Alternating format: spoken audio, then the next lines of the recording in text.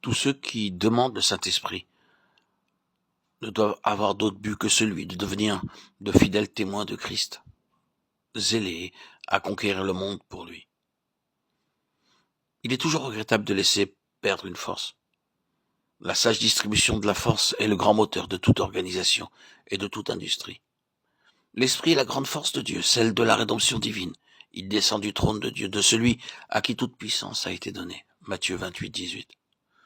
Pourrions-nous donc croire que Dieu laisserait perdre cette force divine en l'envoyant à ceux qui ne la demanderaient que pour leur propre satisfaction, la satisfaction de se voir très saint, très sage ou très grand? Certainement non. Le Saint-Esprit est la force qui doit continuer l'œuvre pour laquelle Jésus a sacrifié sa vie. Pour recevoir cette force, il est donc absolument nécessaire que nous soyons disposés à faire l'œuvre que l'Esprit est chargé d'accomplir. Vous me servirez de témoin. Quelle source inépuisable de vérité dans ces mots. Ils nous disent clairement ce qu'est l'œuvre de l'Esprit et ce que doit être la nôtre. L'œuvre pour laquelle il ne faut rien de moins que sa force divine.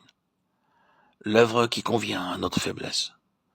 Rien de plus positif que la parole d'un honnête témoin. Devant lui, l'érudition et l'éloquence de l'avocat doivent se taire pour le laisser parler. Et rien de plus simple aussi. Il n'a qu'à dire ce qu'il a vu ou entendu. C'était ce que faisait Jésus.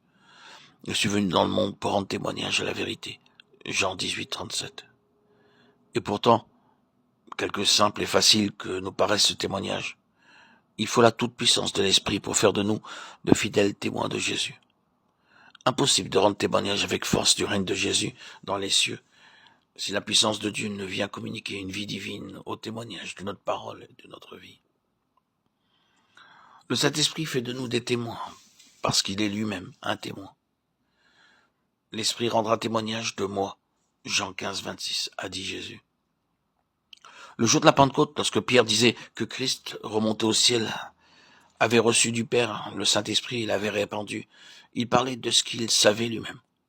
Le Saint-Esprit témoignait en lui et par lui de la gloire de son Maître au ciel.